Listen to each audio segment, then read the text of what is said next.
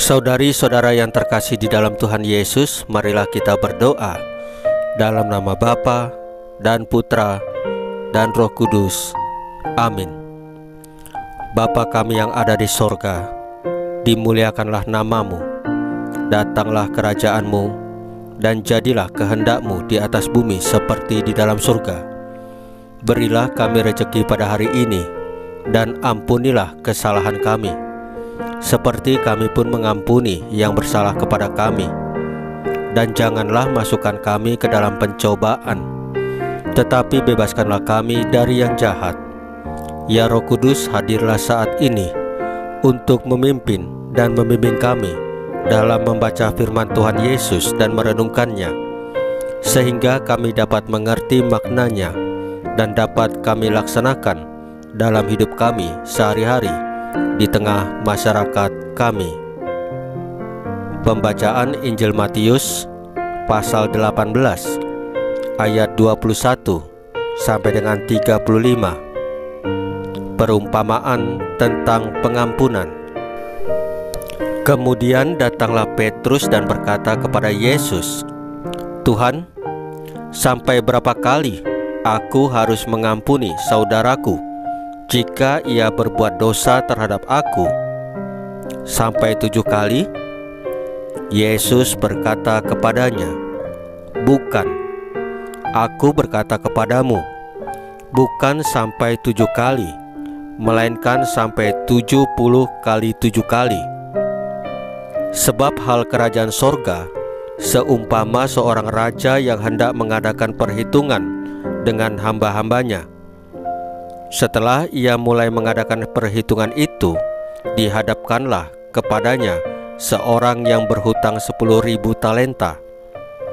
Tetapi karena orang itu tidak mampu melunaskan hutangnya, raja itu memerintahkan supaya ia dijual bersama anak istrinya dan segala miliknya untuk membayar hutangnya. Maka sujudlah hamba itu menyembah dia, katanya, 'Sabarlah dahulu, segala hutangku akan kulunaskan.' Lalu tergeraklah hati raja itu oleh belas kasihan akan hamba itu, sehingga ia membebaskannya dan menghapuskan hutangnya. Tetapi ketika hamba itu keluar, ia bertemu dengan seorang hamba lain yang berhutang 100 dinar kepadanya. Ia menangkap dan mencekik kawannya itu, katanya, 'Bayar hutangmu.' Maka sujudlah kawannya itu dan memohon kepadanya, 'Sabarlah dahulu, hutangku itu akan kulunaskan.' Tetapi ia menolak dan menyerahkan kawannya itu ke dalam penjara sampai dilunaskannya hutangnya. Melihat itu, kawan-kawannya yang lain sangat sedih, lalu menyampaikan segala yang terjadi kepada tuan mereka.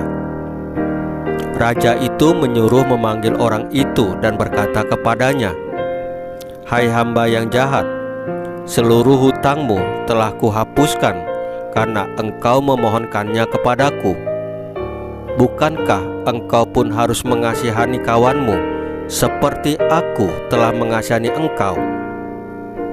Maka marahlah tuannya itu dan menyerahkannya kepada algojo-algojo sampai ia melunaskan seluruh hutangnya. Maka Bapakku yang di sorga akan berbuat demikian terhadap kamu, apabila kamu masing-masing tidak mengampuni saudaramu dengan segenap hatimu." Demikianlah sabda Tuhan. Terpujilah Kristus. Saudari-saudara yang terkasih di dalam Tuhan Yesus, di dalam Injil hari ini, Yesus mengajak kita untuk menjadi pribadi yang murah hati dalam memberi pengampunan.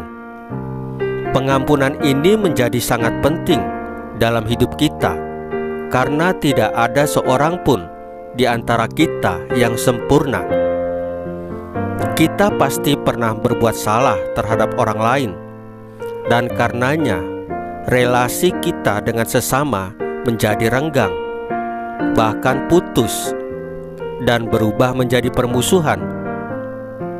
Persaudaraan, pertemanan, dan kerjasama akan mudah retak dan rusak jika relasi tersebut tidak diikat dan dikuatkan dengan kasih.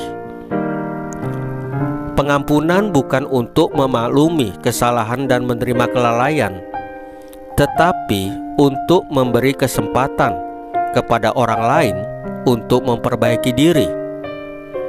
Pengampunan membuat orang merasa dikasihi dan mengasihi.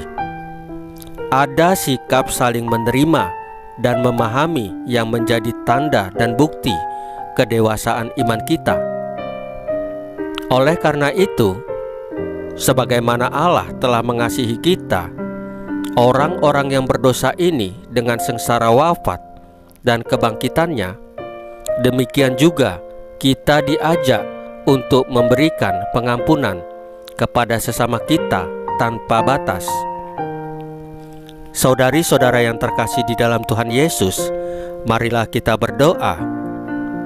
Ya Bapa, semoga kami bisa menjadi pribadi yang murah hati dalam mengampuni. Salam Maria, penuh rahmat, Tuhan sertamu. Terpujilah engkau di antara wanita, dan terpujilah buah tubuhmu Yesus. Santa Maria Bunda Allah, doakanlah kami yang berdosa ini, sekarang dan waktu kami mati. Ya Tuhan Yesus, tambahkanlah iman kami hanya kepadamu saja, karena Engkau adalah Tuhan dan Juru Selamat kami satu-satunya, tidak ada yang lain. Dalam nama Bapa dan Putra dan Roh Kudus. Amin. Saudari-saudara yang terkasih di dalam Tuhan Yesus, bacaan firman dan renungannya sudah selesai. Tuhan Yesus memberkati kita semua.